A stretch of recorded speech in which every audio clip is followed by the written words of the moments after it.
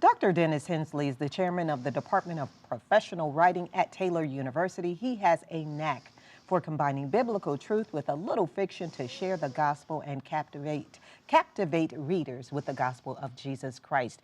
You have an amazing story.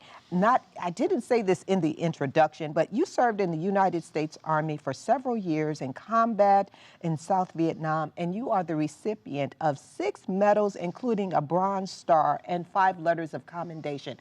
I said that to say, you tell stories masterfully, but you have your own story. Tell us about that. Well, it's true. I came from a military family. My father served in the United States Navy in World War II, and I grew up, and the idea he always instilled in us was that we do need to help our brothers who are weaker in those situations. So even though I was a college graduate, I volunteered, and it was during the time of the Vietnam War. So I served stateside with the Armor Corps at Fort Knox, Kentucky for a year, and then I was levied to go to Vietnam. And my assignment, I was known as 71M20, I was a chaplain's assistant. And in the war zone, that's a chaplain's bodyguard. They don't bear arms. So everywhere he went, I went with these crisscross bandoliers, 45 M16. And his joke was, he said, "Hensley, if you're a good bodyguard, I'll make it through the war. If you're an extremely good bodyguard, you'll make it through the war," because you're going first. So there was always some humor that you could get into it. But it was a very desperate situation. But even in a combat situation, a lot of times men will look and they'll see your walking testimony, and they'll turn to you and say, what makes you different? Why do you not fear things the way we do? And it gives you a chance to share your testimony about the Lord Jesus Christ. Real quickly, what was that like seeing a chaplain's job up close and personal during times of combat? Well, it was wonderful because these men are, of course, they're volunteers too, and they're ordained ministers, and they would go there, and they had a chance to share with people, this is a vapor. James says our whole life is a vapor anyway. Are you ready to face, that end? And many times being put in an intensive situation where you realize it could happen any second like that, maybe I need to talk about eternity. Maybe I need to talk about what my soul is.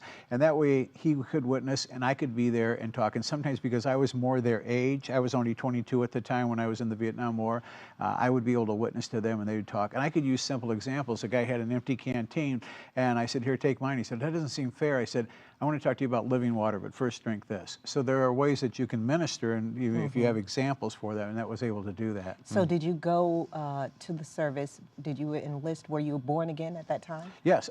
Fortunately, I grew up in a Christian family, and I was saved when I was in vacation Bible school at 7 years old, and I grew up in that. So I knew what I was getting into and wanted to do that. I thought it was an honorable thing, and I still feel that we did the right thing. I tried to do the best I could for people. I look back on that and feel very, very good about it. Before we move on, producer has a question. Have you ever written about that experience or that time in your life? I did, but I'll be honest with you, it took me 15 years, and I finally wrote an article called "Why I Fought in Vietnam and Why I'd Do It Again." And interesting enough, that has been reprinted 14 times. Military magazines, family magazines have been translated into 4 languages. And many veterans have written to me and they say, I made a copy of your thing and I took it down to the VFW, the American Legion, or I gave it to my family. This is how I felt, but I'm not a writer. I couldn't put it down. And I'm so glad you explained what we were doing, and what we stood for and what we were exemplifying in our own personal morals and our honor that we wanted to do. I'm just not a writer, so thanks for doing that. But it even took me 15 years. I'd sit down and I'd think about it. It was so intimate, so intense, and I was young. And then I got a really good perspective on it, and I shared that. And you have been sharing your experiences as a born-again believer in very unique ways.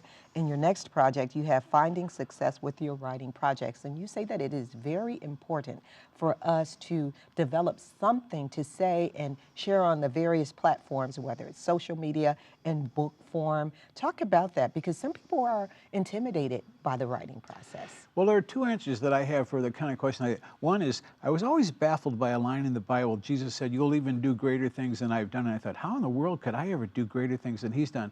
Until we got to the 21st century and I realized when he talked, he hit 5,000 people at a time.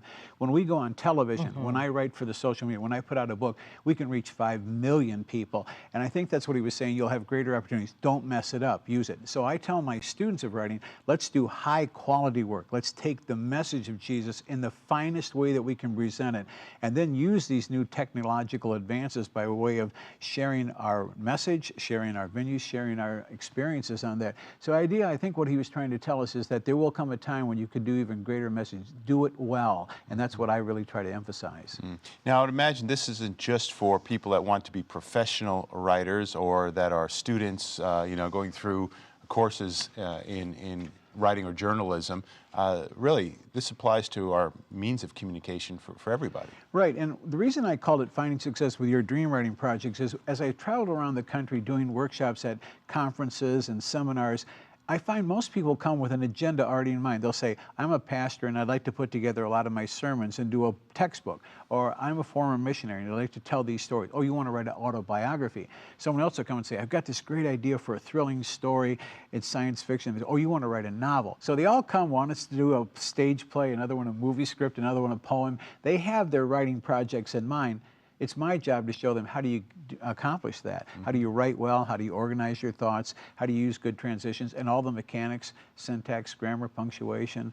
And that's what the book was focusing on. All right, take your dream, whatever it is, but let's look at the pragmatic side of it because we don't want to do a poor job. And also, it's a competitive business trying to get out there in any medium today. And so I'm trying to show them how to be professional and polished at it too. Well, how do you get unstuck? Because, I mean, I talk to people all the time, high school students, college students, they want to know how to jumpstart their journalism career. And, it's like, oh, be the best writer that you can be. I don't know how to get going, is what they say to me. And I understand that. And what I try to do in the book is let's take this a step at a time. So first of all, where are you already? And some will say, well, I finished high school or I've had some college classes. All right, what did you enjoy doing? Well, I liked writing devotions or I liked writing a journal. Okay, why? Well, that was introspective. Okay, so you've got something to sell. And you've got something to say. Interview yourself. Where have you traveled? Who have you met? Who's mentored you? What are the best books you've ever read? And I show people you've got a depth if you only know how to plumb it. And so let's start right there. You've got a lot of stories in you. Once we get that, what do you want to talk about? Then this is how you have to do it. You have to have a great lead. You've got to have a good title. You've got to have dialogue that's snappy. You've got to have an ending that pleases people. Let me teach you how to do that. And so I use format and style and techniques that are what make you a professional writer. So I think people have plenty of ideas if they learn how to look inside themselves. And then I show them, you want to take it a step further? Here's how to interview somebody who you can draw that person's knowledge. Or here's how to do research. And they'll say, oh, I can expand my own visionary. Exactly right. When we think about Jesus as a great communicator, I mean, he used all of those skills, to captivate his audiences because people followed him. And that's what we want. We want people to follow us. Well, exactly right. If he was talking to a highly educated person, he could quote the Old Testament verbatim. He'd show exactly what was going on. But if he was talking to a farmer or a carpenter, he'd say, well, let me tell you a story. This will help you along. That's what we need to understand. You have to reach people where they are, and that's what makes you a great communicator. Can you tell them a story they can relate to? Can you give them a piece of history they can say, oh, I see how that fits in? Can you predict something that's going on now that would impact their own lives? And we writers have to be that way. We have to have our writing skills, and that's why I emphasize so many points in the book about that.